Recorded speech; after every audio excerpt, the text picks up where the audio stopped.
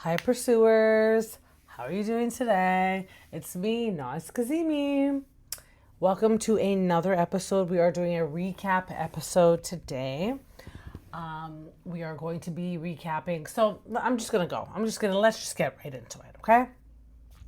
I want to kind of go over Orange County Housewives. I know it's been a while. They finished before BravoCon. I haven't really had a chance to kind of go over my thoughts over that, but let's get into it, as they say.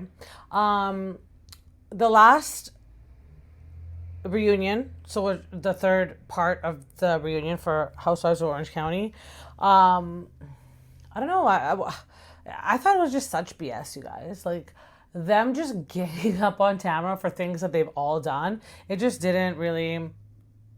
I don't know, it didn't sit well with me. Like, I know Tamra does bad things, but Tamra moves the show right along. Like, what do they want? All kumbaya moments? And, like, I think it was Heather who said, like, there's a part of it where it's, like, all about, like, conflict resolution, and we have to show the people, like, that we get into conflict and then we resolute it. Yes, of course, like, but show us. Like, all I saw was Heather kind of jumping on bandwagons and yelling at people the entire season, you know, or cutting them completely off. Like, I didn't see any resolution really come out of Heather. The only thing that I really saw was she just kind of was up Tamra's butt the whole time. And even like, how they iced out Tamra and Katie at the reunion, like, they're taking photos and they're not including them. Like, it's become so mean, girl, you know? Now, in hindsight, looking back and then seeing BravoCon and seeing that Vicky's coming back, it's music to my ears, because I just really want... I mean, okay, listen, OC was the first show that ever came on. And when they had come on, it was just so much fun to watch them. Like, I know sometimes they give, for example, I know some podcasters or just fans in general... audience members, whatever you want to call them, watchers, were giving Stephanie crap on the Real Housewives of Miami because she was showing her private jet and whatnot. And then you have Jeff Lewis make a comment at BravoCon too, Andy. Like, what happened to the rich women? Like, I haven't watched BravoCon yet, but I think something happened along the lines where something was said about, like, someone like Monica having food stamps, and I don't know the context of it. This is just what I've been hearing, little bits and pieces. And then that kind of caused a rift between him and Andy, because him making a comment like that really annoyed Andy. And I'm not saying this to bug Andy, because what I think happened was that Andy responded, but they were both just annoyed with each other at that point. I'm referring to the Jeff and Andy getting into it. But I do kind of agree with Jeff's comment. Like, what happened to all the rich people? Like, why are we getting mad when rich people come on the show?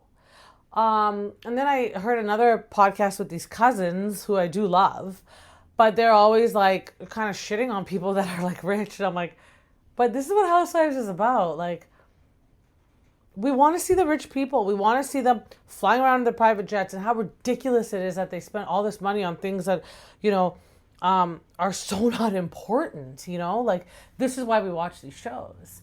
We've never, from the beginning, ever watched the shows because people would get into fights. Vicky was on season 1 of the Real Housewives of Orange County. She never got into fights with people. She was trying to manage her business season 1. The only person I saw her get annoyed with was the guy with the van, or the van company. And she's like, why would you send me such a small car? Well, you know, I have this many people and all this luggage. But that's like a rich person thing, you know, like someone that has money is like, why would you send me something so small? I asked for a big, you know, like something like that. Like, I just don't understand what it's come down to these days.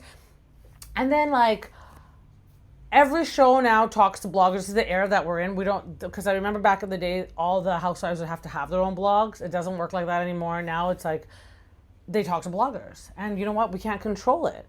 So yeah, it's going to be like, probably moving forward, you're going to hear a lot of things like bloggers, podcasters, all these people that are in the Bravoverse, fan pages, blog pages. We're going to hear a lot more of those words, you know? It's the era that we're in.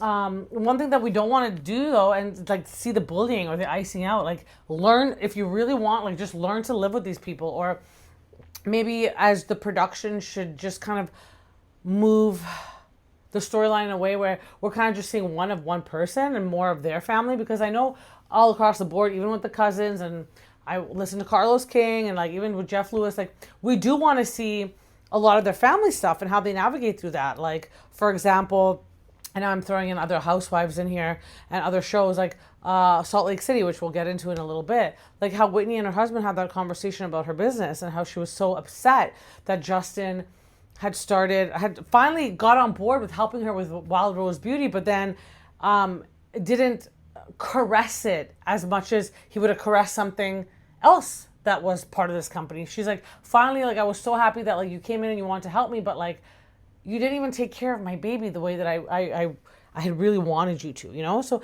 these are the kind of family things that we want to see, but they also don't have to be like poor people, you know? Like my daughter always jokes and she's like, Mom, like, I swear if they come to Mexico or here where we are in Mexico, she's like, you're going to be on that show. And I'm like, yeah, like not when we're poor, okay? Like, because then I'm going to be the biggest hypocrite on earth, right? But also with that being said, like, I don't expect, like, I'm not saying poor, like people that are living on the street, but like, for example, like Gina on the Housewives of Orange County, although I'm not the most impressed with her at the moment, it's nice to see her have a come up, you know? Like, it's nice to see her be at the Vicky had a come up. Vicky was like working in that studio all by herself. Lori was her employee. Vicky had just her and Lori, and they ended up becoming, she ended up becoming this powerhouse. Look at Vicky now, like, and she still works, but regardless, I think it's shifted a lot. I think also at the beginning, Housewives had careers, and they would come into this to showcase their careers. And of course, it's just the landscape of things like this happen. Now it's like people wait to get onto the Housewives, and then that's their career, right? So as much as I'm trying to keep up with the times, I also don't think it's an issue that we ask for, like, what happened to the richness.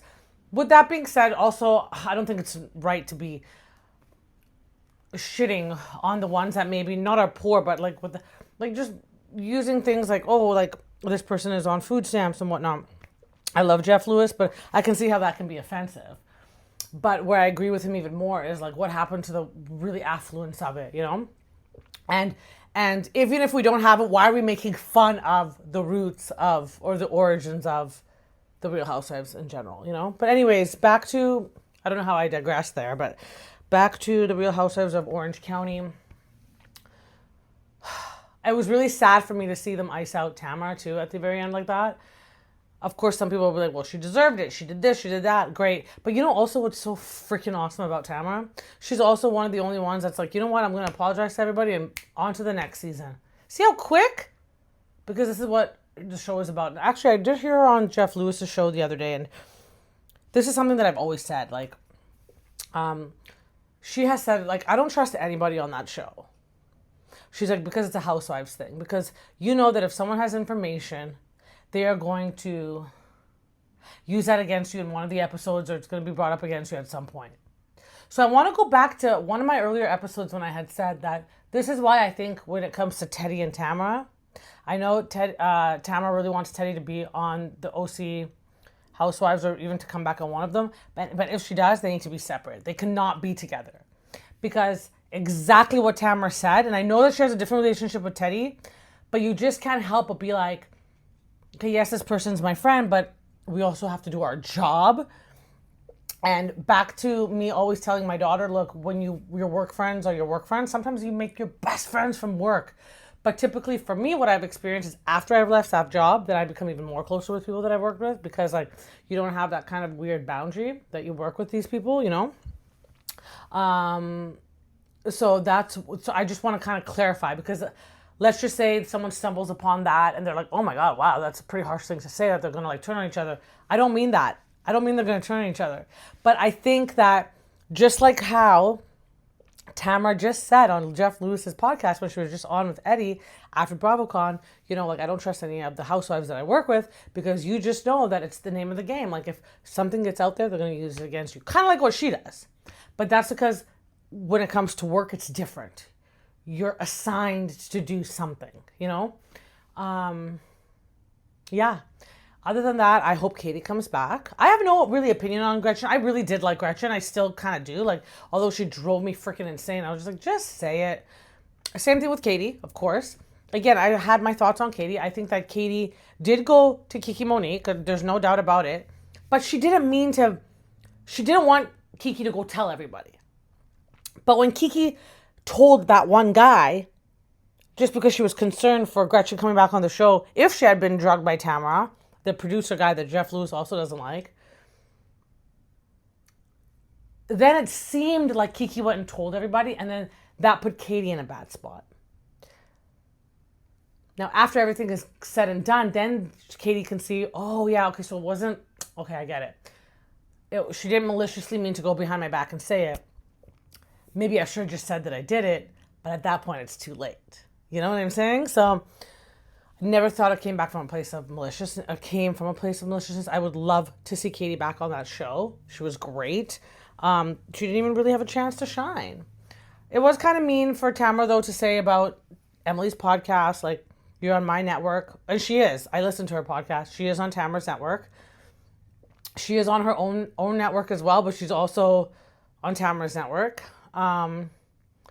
Now, the logistics and the details, I don't know, like because they tanked when they went on their own or whatnot. I don't really know. I'm new to this whole podcasting thing, so I know that like if they built their subscribers up and they start airing shows on their network, then it might gain some subscribers onto the new show. And Emily is a housewife, so I can see why they have a lot of housewives coming on their network, because it's like it gravitates more to those fans. But I think these are just things that they can iron out. It's nothing. It's not a big deal. You know, like these are not things that are going to affect someone's life for the rest of life. I think Emily is, as sensitive as she is, obviously she's a human being. She's still got tough skin. Like she can see her numbers. They're doing well. And who cares if they tanked when they went on their own? They're back on Tamra's network. So I love her. I love Emily's podcast. Me and my daughter love Emily and Shane's podcast. I told you, I love Emily as a podcaster, lawyer, mother. I don't like her as a character on The Real Housewives of Orange County, especially not this season. It was not the season for me to like her.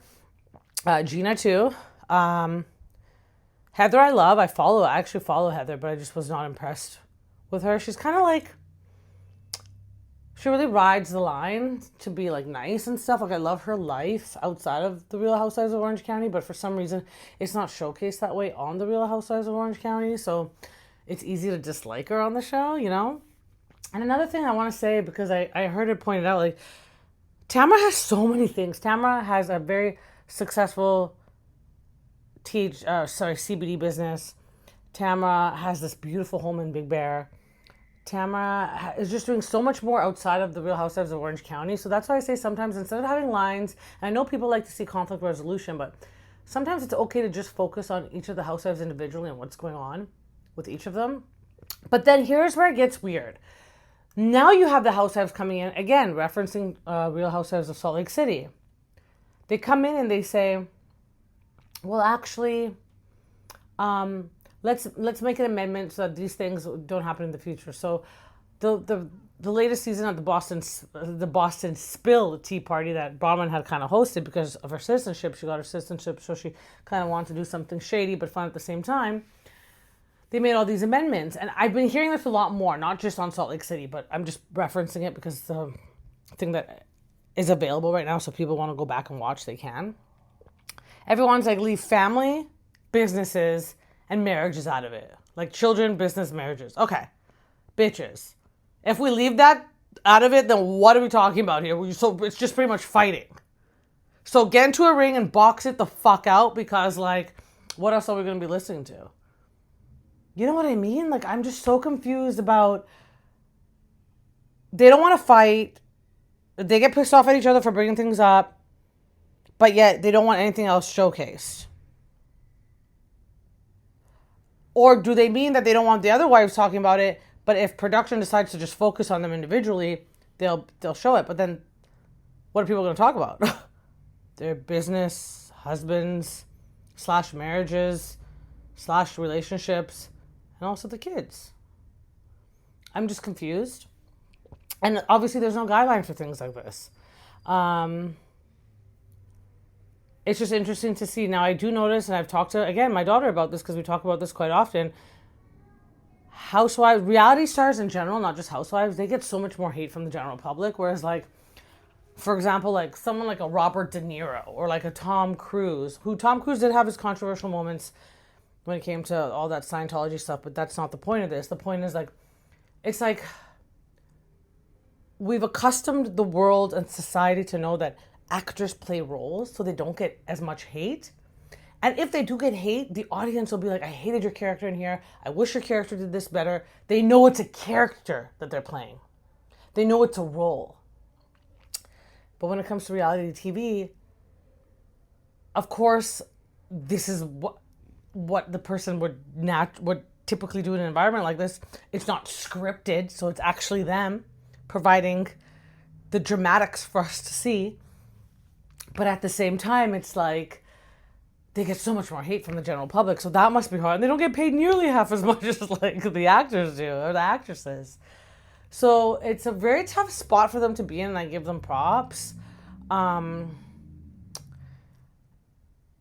Again, we're circling back to the Real Housewives of Orange County. It was just kind of tough for me to watch. Again, the gang up. First it was on Katie, then it becomes on Tamra. Then they all take selfies together, and they like leave out like the two other girls. It's like, you guys are not cool. You guys just look kind of cunty and bitchy. And if the aim was to kind of like show the world what type of person Katie was and what type of person Tamra was or is or whatever they want to say, they kind of failed at it. Like, now we gravitate towards those people. Which moves me into the next topic of conversation, which is the Real Housewives of Potomac. Dang, y'all, what's going on Potomac? I mean, I have episodes where I put it on and I fall asleep. I gotta watch it again the next day. And I have episodes where I'm just so interested. First of all, yes. All the 1,000 yeses to Monique Samuels coming back. Oh my God, she is a star. She is, I just love like a reinvented bitch. You know what I mean? Like a girl that's just come back. I knew that when they were going to start throwing Chris in there as a storyline, like just popping up his name, she's going to be like, I don't care. And the reason I knew that is because Monique was so in love. Like, they were in love on the show. They put out their counseling sessions on the show, and they really tried to make it work. And that I knew that if she's come back and she's not with Chris, she don't give a shit what Chris does. But what's shady, what's reasonably shady, as Giselle would say, is how she's talking to the group, and actually fucking knocked it out of the park with this. How she's talking in a group and telling people, like, perhaps some of the post-marriage things that have gone on, and there's a snitch or a rat in that group that went back and told Chris. And that's kind of sleazy, okay? And if Chris wasn't told, but somehow Cookie was told the information that Monique said by someone in their group, that's just as shady. So whether it was Stacey running back to Chris, or not going to say the name of someone that's friends with Cookie, but that person running back to Cookie and telling Cookie exactly what happened. So now Cookie has this piece of information, especially when her and Monique are not friends. Nope. That is a big no-no. But you know what? I think Monique knows what she signed up for. She's been on the show before, and the way that she had exited the show prior with that whole beef with Candace, we all know. That I love her. That girl's got grit. She's just her. I love seeing her living her authentic self. Although it's so much further than who she was prior to being on the show. You know, a little bit more like artsy fartsy and kind of in her element and the animals and the birds. But I love it because that's the real Monique, and I freaking love her. She's the star of the show. Is she a friend of, or like, I think she's just a friend of, because I don't see her in the opening credits, but I hope she comes back. Like, I love her on the show. And I think that she could be the voice of reason, and she doesn't put up with shit, so I love that for her, you know? But girl, man, Stacey, I could not with Stacey, you guys. I cannot. I just, like, Stacey has become like the Tamra on the show, in the sense that, like, every scene revolves around her. Like, there's some talk about her, something's going on. Even like how Katie was at the beginning of Orange County, it's become now Stacey. But damn, Stacey's a liar. And yes, she puts out these like little white lies that are not really like detrimental to like a person. Like, it's not gonna get someone like popped or like someone thrown in jail, or it's not really gonna cause too much of a mess, except for maybe the Chris part. But that girl just has her nose and everything, and I think that's where it gets kind of sloppy. It looks like it's a cokeheady, you know, like you got your nose and everyone's supply here, you know, and like you're looking more trashy than you are more classy, you know, best way to put it. But I heard her on an interview outside of at BravoCon on the 2Ts, and she sounded great. Like, she was just But then again, like, she just sounded very, like, put together. But then again, that's what everyone says about her. Your QVC voice. And, you know, like, she's always on TV, so she's always putting on this act, this perfect girl act. And, like, you know, like, gotta be perfect at all times. And I don't know, there's just something about Stacey that really rubs me the wrong way. Kiana too, and then, like, I agree with Stacey on this, where she's like, Kiana is just, she's so triggered by everything that she does.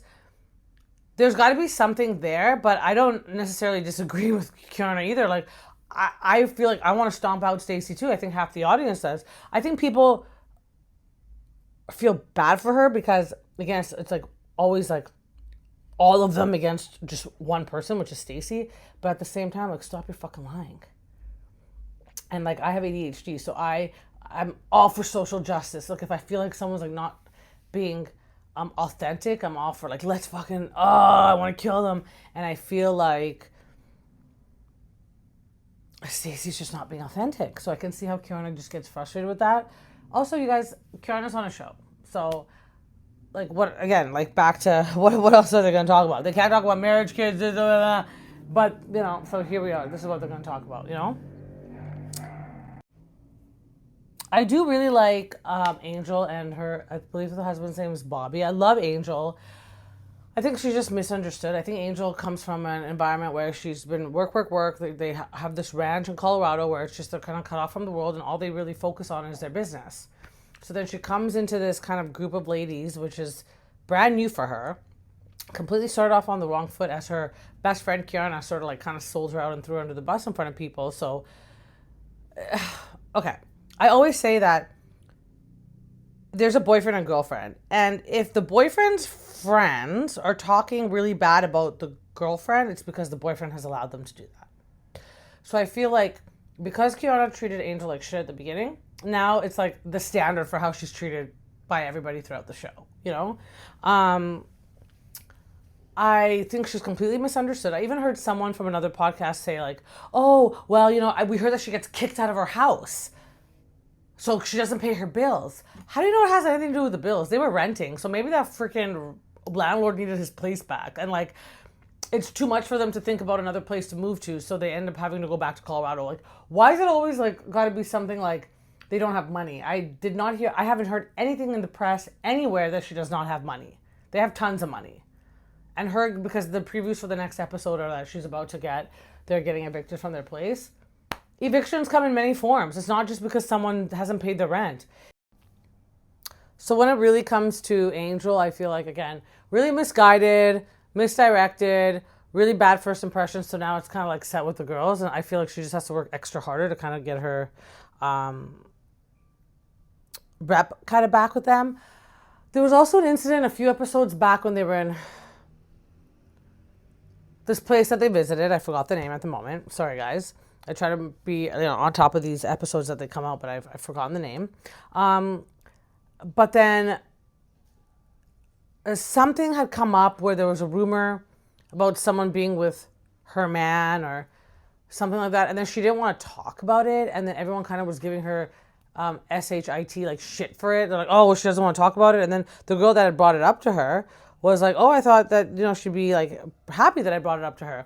I don't think that she was mad that it was brought up to her. I think she just didn't want to give it power on the show and have this person be now a topic of conversation on the show and give that any power, if that makes sense, So I think Nevis, yeah. So the city's name was Nevis. Sorry. When they went to Nevis, my daughter just helped me out because I forgot. When they were there and they were in the back of the golf cart, and then when Stacey and Wendy were like, yeah, we heard her talk about something, but it didn't seem like she was too happy about what she was talking about. And then she left the party early. She's like, I don't want to be here. I don't want to talk about it. Of course, like, if you have people that are trying to disrupt your marriage and kind of just say things negative about you, and she's brand new to this, and she wasn't even on the show when this was coming out in terms of this other person kind of starting rumors or kind of getting involved in her family business. Of course you're going to be upset. You don't want to give it power. You don't want to be that person to go home and be like, not only did I ruin their life, but they're also talking about me on the brand new show that she's on. So I can see where Angel just didn't want to discuss it, and it has nothing to do with the other girls. And I think the other girls, especially, I don't really like Ashley at all this season. You know, typically I like Ashley, but not this season. She needs to kind of get her head out of her ass. Like, not everything's about you and everybody else. Actually, like, people have lives. I know you don't, and everything around for you circles around like the show, but other people actually have lives, such as running a ranch out in Colorado. So, you know.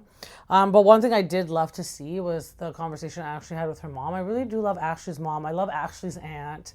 I love her family. They're just so cute. When I see that part of like Ashley and just how the family comes together and they love each other and they support each other, and oh, it warms my heart. Like, that's the stuff that I love to see. Oh, but don't forget, we can't talk about families, businesses, children, guys, okay? So, see what I mean? Like, if you cut out all those three things, like, what is there really? So, just fight? Like, it's going to be a WWE ring and the girls just fight it out? Like, it makes no sense, you know? We like to see the kind of, not only the conflict and resolution amongst the women, but just also amongst their family members and how they became successful in their business. So, and how they navigate children problems. Like, we want to see it, you know? Although lately, like, some of the topics have been a little bit more on the darker side. Like, for example, again, throwing Salt Lake City into it with Mary's son. I think it's amazing that they show it because I'm an addict myself, and I think it's so wonderful and such an inspiration to show things like that. But some people beg to differ, and we're allowed to have a difference of opinions. But same thing with like Emily, like with Emily's son, and I love that she's showing it. How come Brittany from the Housewives of how come Brittany from the Valley can show Cruz with his autism, but Emily can't show her son and his autism? Now, again, I try to be devil's advocate. I think what the audience tries to say is like, unless he's properly diagnosed, like Emily shouldn't just throw these things out there like, oh, he could be this, and all these names. But like, a lot of parents are going through the same thing, so why can't it be something that they can navigate through that as well? You know what I mean? It's okay for Brittany to say that her son is, and he is, and I'm grateful for that too, because you can watch how she overcomes it and how she parents through it, how she navigates through it now as a single mom. But then why are we so indifferent, or so why do we have such a difference of opinion when it comes to other moms on the show or other families when they want to show their struggles, you know? But yeah, Potomac has gotten a bit more interesting lately. I heard a lot of people be like, it's embarrassing that Charisse comes back on the show. I don't think it's embarrassing at all. I think Charisse doesn't want to actually be on the show as a main character, or maybe even possibly a friend up. She doesn't have the time to shoot. But I do love that she's so highly connected to every single woman on the show. Like, it's really what, like, Charisse is the one that gathered, like, the show was based on Charisse, and she was the one that got Robin on and all these people on, you know? So I think that it's just amazing that she still knows every single person that's on the show. Like, that woman knows people. And she's like a Marlo. Like, she's super, super, super rich, right? So, and typically when you get to people like this that are extremely, extremely rich, they don't want to be showcased on the show, right? So it's just something that comes with the name of the game. So moving right along to Salt Lake City. You guys, Salt Lake City is giving this season. Like, I don't know what it is. I don't know what, well, actually, I know exactly what it is. The perfect formula of everyone, the cast members kind of just getting along. And by getting along, I mean, like, they're very quick to recover from their conflicts. I think that's what the audience like to see. And mind you, like, every city that you go to, I believe that for the most part, and I know I touched about this as well, like with what happened to the affluent women on the show, or just the affluency on the show. Like, we like to see the rich and et cetera, et cetera. And I think, to put it nicely, every city that has a Real Housewives franchise attached to it does have women that, for the most part, do have some sort of affluence or richness to them. So again, I started off with Real Housewives of Orange County. So you have Heather, and she's quite rich. Although, mind you, she doesn't really showcase it, which I complained about already at the beginning of the show. But you do have Heather on there. You do have, I mean, Tamra, you could say, is rich. She just doesn't want to spend her money on things. Then you have on Potomac, you have the Angels, and Angel. And then the really, really rich ones, like the Marlo and Charisse, are gone. And everyone else has built themselves up, not to say that they're not rich. are super rich, but they sort of built themselves from the ground up, which is also great to see. I was going to say Wendy, at the beginning, when she first came on Real Housewives of Potomac, she didn't really show it, but as the seasons have gone on, you can definitely see it more. But then again, like, she does have the lawsuit coming up, so I know there's already pressure in itself of that, so I don't want to really bring attention to that. But now we're moving on to Salt Lake City, and I feel like for the most part, like, within their own and relative to the cost of living in the area that they're in, the women for the most part do have affluence. They all have nice houses. They all travel pretty good. They travel to good trips. It could just also be editing and how the production edits everything, but it's really nice to see. But back to the ladies just recovering, like, for the most part, they do recover from their antics quite quickly, and that's something that's nice to see. And I know a lot of other franchises try to compare, like, if we just did conflict resolution and move on, but they still all, and this is the, okay, I'm kind of jumping ahead. This is the show that said, let's keep businesses, marriages, and children out of everything. But what's amazing about them is that they can bring all those three things up within fights, conversations, etc. But they're still the first to kind of let things go and move on quite quickly. Whether they're best friends in real life or not, it helps with the show moving right along. And it helps with the audience falling in love with them. So Salt Lake City has been great this season. Of course, Mary is just like the comic relief. Everyone loves Mary. Mary is just so great at everything that she does, in the sense that, like, she lets things go off her shoulder. You know, remember, I don't know, in some of my earlier episodes, I said, you always meet somebody that's similar to someone that you see. So, for example, like, I dated a guy in my 20s, and if I meet someone similar to him now, it always reminds me of him, and I won't date that person anymore. Even though they're a completely different human being, I'll just be like, yeah, but you reminded me of, like, for example, I'm just throwing out a name, Sam. I've already dated you, Sam. I dated you when you were in my 20s, you know? Mary reminds me of very far and few in between people that I've met throughout my life that, like, you tell them things and they don't necessarily agree with you, or they have a completely different opinion, and they're like, no, that's not how it is. Like, very rudely. Like, for the most part, people try to be so nice, and, oh, I understand what you're saying, but my opinion is a bit different. But Mary just blatantly says it, and I knew a girl like this when I worked at Gold's Gym. Her name was Raven. Don't know what happened to Raven. Shout out to you, Raven, but you're totally the Mary Cosby of Gold's Gym. Like, just no filter, and she got in trouble so many times because she would be rude to our staff, and I honestly couldn't take it anymore. I kind of was part of the reason that she got out of there, but I was trying to change the culture of the staff members that we have there, and she would come in at 6 a.m. really rude to people. She was rude to the staff. She was rude to the front desk. It's like, you can't be like that. Like, you're a trainer. And on top of that, you've been there for like 18 years. So, like, not 18, 3, from the time that gym had opened. And it's like, why are you being so rude to the staff that are here? Like, Mary's not rude. But again, back to Mary reminding me of someone from my past that's similar to her. Definitely a Raven.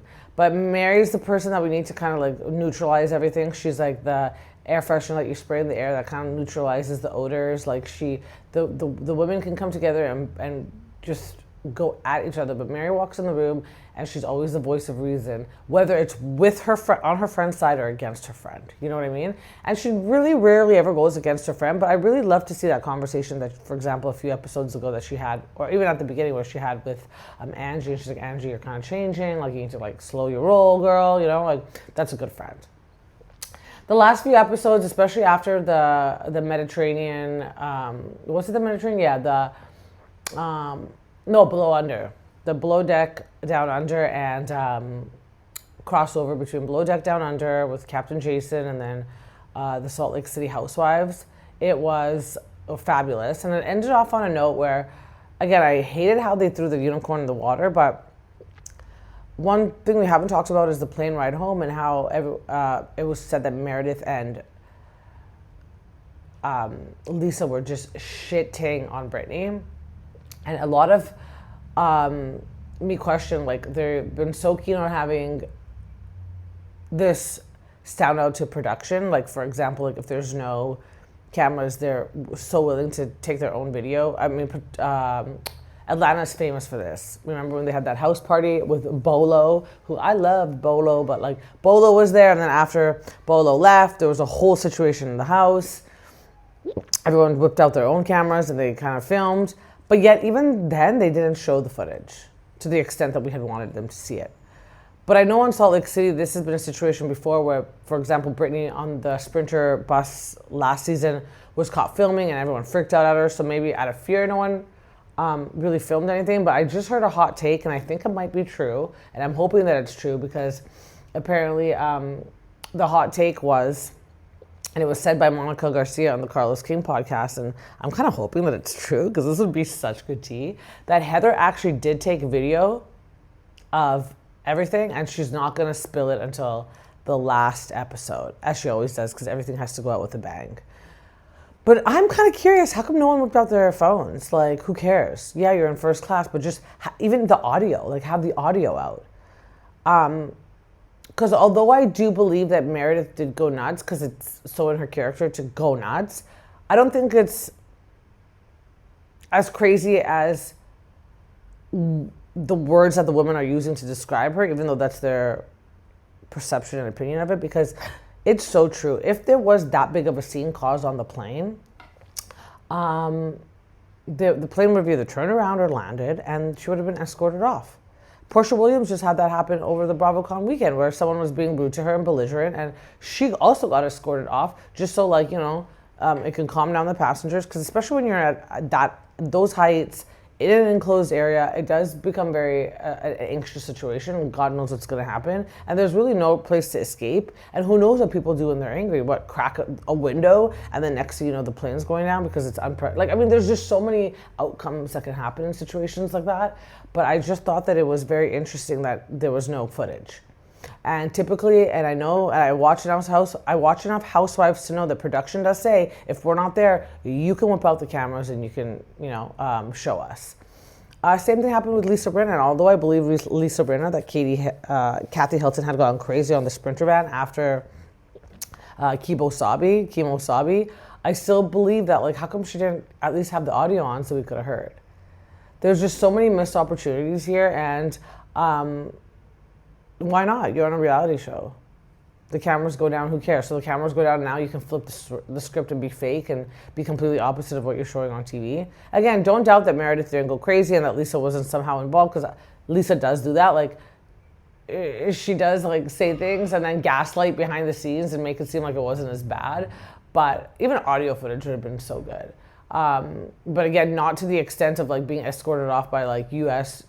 troopers or whatever, the security guys that are on the plane, security marshals, I don't know what you call them, but that they stay on the plane in just in case something like that happens. I don't think it was to that extent, but still, right? So anyways, so we move right along, and then Meredith and Brittany make up, and not make up, but there is an apology. But one thing I did appreciate what Heather had said is, like, it's true. If Meredith was the victim, Meredith was given on the ship, on the yacht, this piece of information that she felt that Whitney held on to and told Brittany to bring, hence why the script flipped, and then she became more mad at Whitney because she'd been friends with Whitney longer. She's like, well, Whitney, if you knew this, you should have came to me privately, although it was Brittany that brought it up to the cameras because she saw some stupid TikTok. But Meredith was the person that everyone felt bad for, until Meredith reacted badly. I think it's the only time that I've ever agreed with Heather on something that she said. And this is also an important lesson that I try to tell my daughter. I'm like, if someone has wronged you, the only way they can stay in the wrong is if you don't react badly. Because my daughter has become a lot like me, where she has a bad reaction to things. I feel like it's just because the emotions can't catch up to the words, or the words can't catch up to her emotions. So something happens much more quick, like she feels it much more quicker than she thinks it. And it could be partially me to blame, and then the words don't match the reaction. So she has this really extensive reaction, but her words she can't articulate it. And so now she looks like the bad person. And I'm like, you have to make sure that your reaction matches. It's like the crime doesn't fit the punishment doesn't fit the crime, these type of things, right? The same thing in this situation. Meredith was in the wrong until Meredith reacted badly. Now Meredith is in the wrong. It's just like vigilantism. If someone has murdered someone, and this might be a really bad example, so let's just say vigilante, not even a murder. If someone has done something wrong in the name of the law, but you feel, and maybe murder is a bad example because there are some situations where I think that it's okay to be a vigilante, especially if kids are involved. But that's a completely separate conversation for another day. If something has happened in the name of the law and you don't allow, oh God, this is a really bad example, but it's the only one that really would make sense in terms of justice-wise. And you don't allow the social justice system, which I know it's so shit in both countries, Canada and the US, to do its job, now you're deemed as the bad person. Even though someone was arrested and about to be tried and charged, and I think in the US you call it indicted, we call it charged, facing criminal charges. In the US you call it being indicted on criminal charges. If you all of a sudden go in and you want to teach this person a lesson, you could be deemed perhaps just in the eyes of the law, because humans will be like, yeah, they did a good job and I would have done the same. But now you're the person that's deemed in the wrong, and now the script is flipped on you, you know? Really bad example. I don't even know how I went down that rabbit hole to try to explain that, but I feel like that's why in this situation I agreed with Heather, because until Meredith had a reaction that way, Brittany was in the wrong. And in the eyes of, them, because typically for us, the audience, it's a show. We want to watch some drama, and yeah, it's nice to let someone can bring it up to the table. But the issue between them would put Mary as the victim and Brittany as someone that's bringing something that's completely not involved in any of the scenes to the scenes, and now the audience sees it. And of course, Meredith would have a reason to be mad, of course. But until Meredith had that reaction to Brittany and caused a scene that way where all the ladies are chiming in, and every lady, whether they said that it was that extreme of a reaction or not, had something to say about what had happened. So now Meredith is the person in the wrong. And that sucks for Meredith, because I know how she feels, and I know how I'm also, like I just said, my daughter learned the reactiveness from me. I react bad really quick, and I've gotten a lot better over the years. But there are still some things that trigger me so intensely that it just literally goes from 0 to 100. Like I have no time to think about my reaction, and I'm always the person that's in the wrong. I get in trouble, nobody else, just me.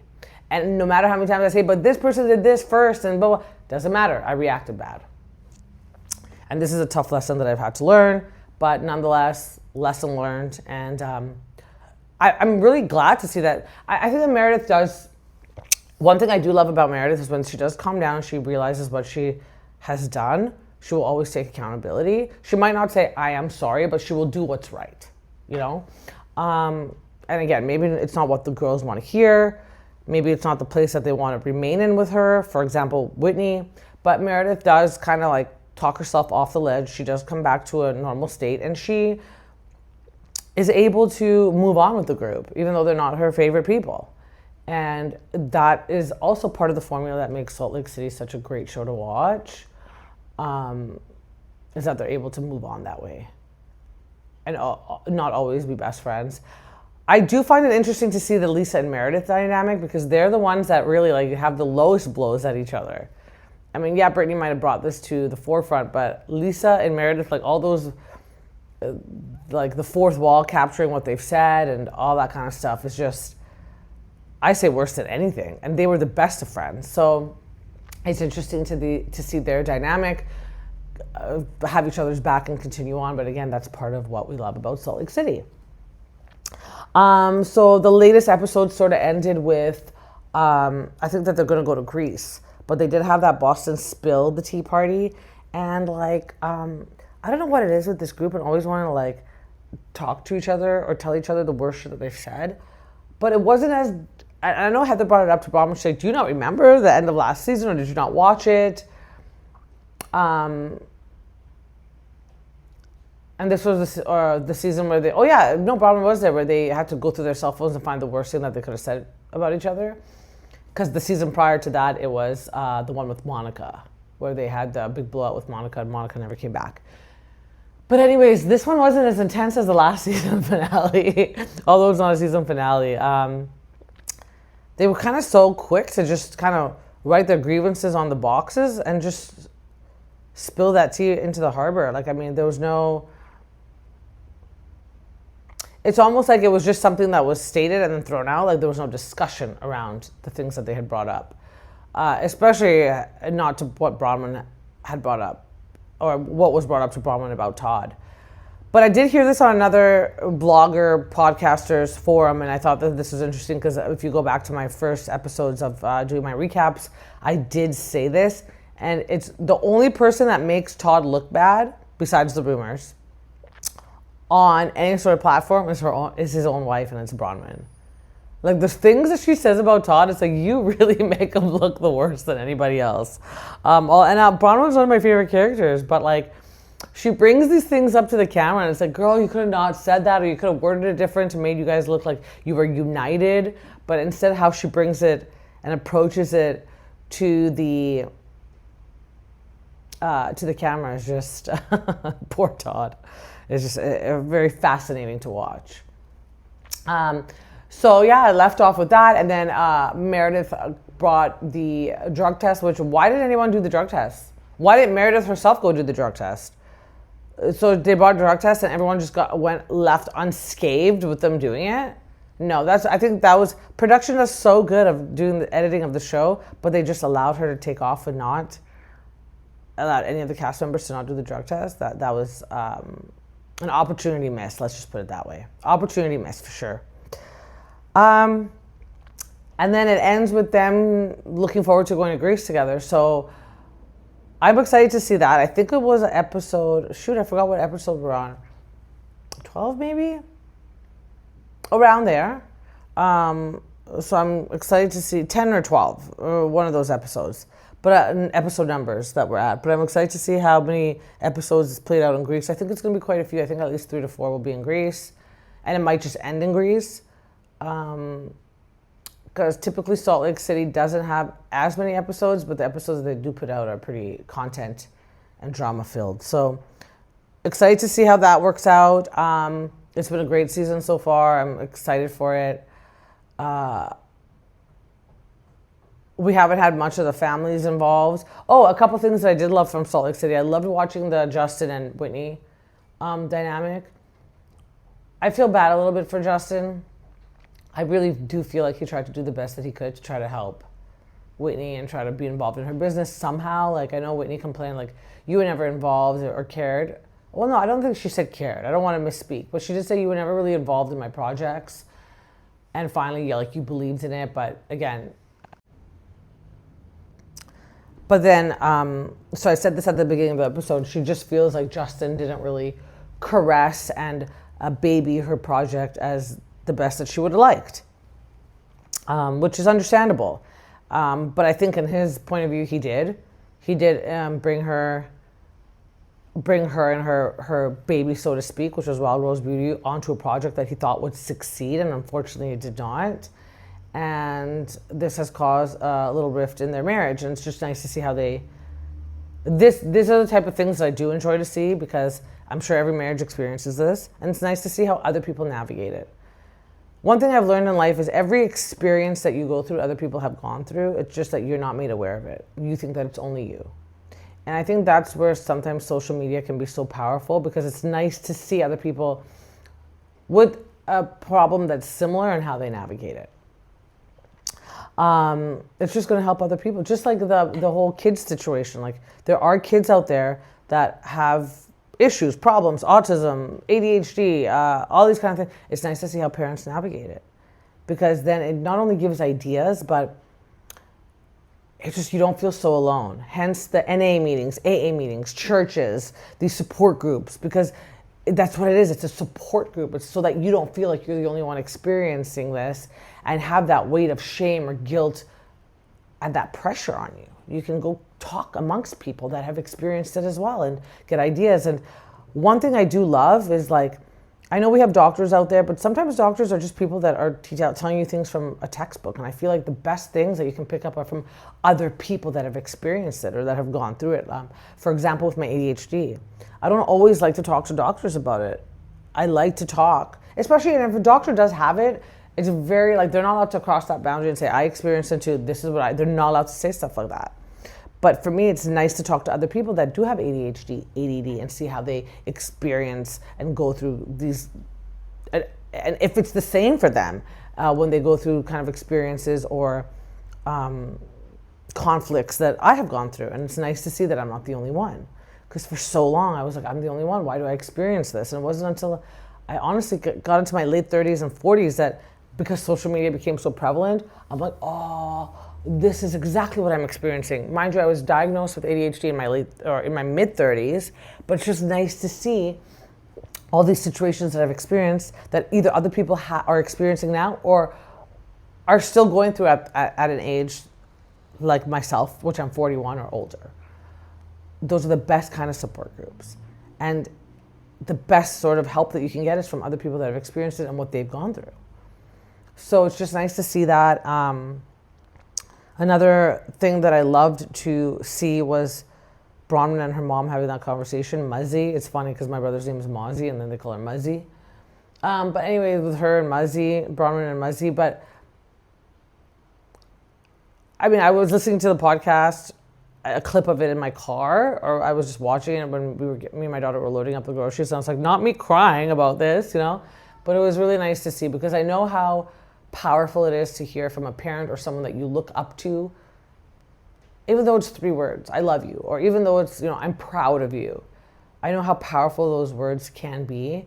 And I try to make sure to tell my daughter all the time. And if I've forgotten, I just like, you know, I love you, I care for you, you're the best at it, you know. Sometimes you do forget because you just forget that you haven't said it in a long time, but it's definitely something that's in my vocabulary to my daughter. And that's another thing. Sometimes I don't want to oversay it, and then she's like, okay, Mom, you've already said that, you know? But it's definitely something that I say. It's nothing that's difficult for me to say, and it's just fascinating to see how far they've come, Muzzy and Bronwyn, in their relationship, where it was hard for Muzzy at one point to say it. But now she's able to say it, but maybe not in the words that Bronwyn wants or needs, which is layman's terms, but it's still much more than Bronwyn's ever got out of her mom her entire life. So that was a very powerful scene as well. Again, in family dynamic, so it's nice to see that. So far we've learned that marriages are off limits, businesses and kids, but mother and daughter, definitely not. It was Whitney that had said that marriages and children and businesses were off limits. But there is Whitney with her husband talking about their business. So I think what she had meant to say in that amendment when Bronwyn had changed her outfit at the Boston Spill the Tea party and came out with the scroll on her dress and like, let's make amendments to how we move forward in this group dynamic with our friendship. Perhaps she meant it can't be discussed amongst anybody else, but we can showcase it ourselves, which I'm willing to settle for because it will get boring if they can't talk about those things. But if each character on the show wants to bring it up with their own husband, like let's say we see more of Seth and Meredith bring up things that yet might be in the press or on TikTok, but instead of Brittany bringing it up, production's like, well, it is out there, so you guys are either going to talk about it or someone on the show is going to bring it up. And Meredith and Seth choose, okay, we'll discuss it and we'll bring it up. That's going to be fine for me to see as well. Because, it's another dynamic that human beings and audience members and fans out there that are watching can learn from and move forward with, right? So anyways, with that being said, I am going to finish off this episode, Pursuers. Another one will be coming soon. I am going to recap the newest episode of Southern Charm and the new episode and the new season and the new cast of Vanderpump Rules. So stay tuned. I will have my daily motivation as well. My daughter and I are just navigating how to do the the Real Lives, the Secret Lives. Sorry guys, it's early. The Secret Lives of Mormon Wives. It is a bit difficult. She's a bit young. And it's just me. I'm just getting used to doing it on my own, these podcasts. And like finally I've nailed the audio. By the way, my family is coming to visit, guys, at the end of December, and they're going to bring my podcast equipment for me. So the audio is going to get even more better. But I finally nailed the audio so it doesn't sound too wishy-washy and all that kind of jazz. Now bringing in my daughter into it, it's just a little bit more different. I just want to make sure that it's the right thing because she is 12 and some of the topics are a bit mature. But we will navigate it, and if worse comes to worse, I'll just do a quick recap like this. I can't do the going like step by step. It's just, it's exhausting. And then because I have ADHD, if it gets too overwhelming, I'll just not do it. And then it'll be like weeks before an episode comes out. So still trying to navigate it. But you guys, thank you so much for coming and listening. I did say go onto my website. I'm going to put it in the show notes moving forward. If you go to www.thepursuitofhappinessnos.com, I even have it in my show notes right now, and you click and you go to my website, and then you go to podcast, scroll all the way down. There is a place where you can leave me a voice message, and if there's anything that you want to chat about or that I should bring up to the podcast, let me know. I still will be doing my the private sessions where it has nothing to do with Housewives. Just there's a lot of Housewives shows going on right now. I'm going to do another daily motivation very soon, so stay tuned. I will be answering questions very soon. I'm just waiting for those questions to get rolled in. And of course, I would love to do a segment where if the audience has anything that they would like to chat about or want to bring to the forefront, I would love to have episodes like that as well. So please feel free to leave your feedback there, or as they always say, please subscribe, like, share my show. I hope I just keep getting better and better and grow. It's really hard for me to do the video aspect of it. I just feel like right now I need to focus on the speaking. If I have video, I'm not really focused on speaking. I can't do both at the same time. I'm a lot more into it when I can just speak my mind and just not be worried about how I look like visually. But we'll get there, guys. We're going to grow together, okay? Again, thank you for listening, pursuers. Again, lastly, I'm not going to say it again, but please subscribe, like, and share. And I will see you and chat with you on our next episode. I guess I can't see you, but chat with you next episode. Have a good one.